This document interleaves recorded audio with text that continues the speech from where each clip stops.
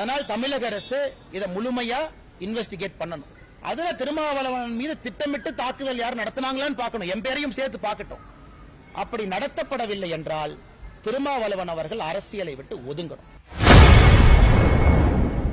வழக்கறிஞரை விசிகாவினர் தாக்கிய விவகாரத்தில் தனது மீது தவறில்லை என்றால் விசிக தலைவர் திருமாவளவன் அரசியலை விட்டு வெளியேற தயாரா என பாஜக முன்னாள் மாநில தலைவர் அண்ணாமலை ஆவேசமாக கேள்வி எழுப்பியுள்ளார். யாருமே கமெண்ட் பண்ண முடியாது. அரசியல் தலைவர் நான் எக்ஸ் வலைதளத்துல ஒரு கருத்து போறேன்னா கமெண்ட் பண்றது உங்களுக்கு எனக்கு உரிமை இருக்கு. நான் சொல்ற கருத்துக்கு நீங்க எதிர்க்கிறீங்களா, கமெண்ட் பண்ணுங்க, பரவாயில்ல. என்னுடைய கருத்தை ஆதரிக்கிறீங்களா, கமெண்ட் பண்ணுங்க. ஆனா திருமாவளவன் மட்டும் பாத்தீங்கன்னா அவர் எக்ஸ்ல போடுவார், ஆனா கமெண்ட் டிசேபிள்டு.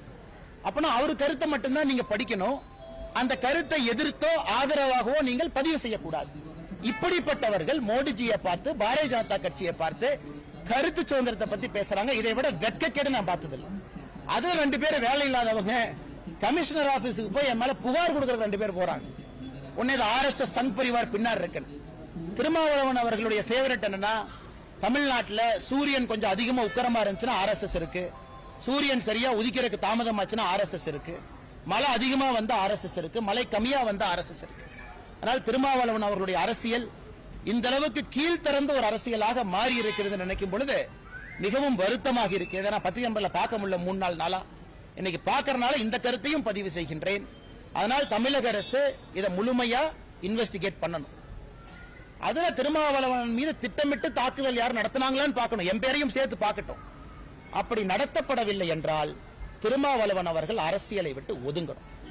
இந்த அநாகரிகமான, அச்சப்படுத்தக்கூடிய, வன்முறைத்தனமான அரசியலை செய்து தவறு செய்த பிறகு தப்பிப்பதற்காக RSS, பிஜேபி, அண்ணாமலை அப்படின்னு பழி போடுற அந்த வேலையிலிருந்து இத்தோடு நிறுத்திக் கொள்ள வேண்டும் என்றால் தமிழ்நாடு அரசு இதை இன்வெஸ்டிகேட் செய்த பிறகு, இது திருமாவளவன் அவர்களால், அவருடைய கட்சி தொண்டர்களால் தான் இது நடத்தப்பட்டதுன்னு ஊர்ஜிதமாக போகுது.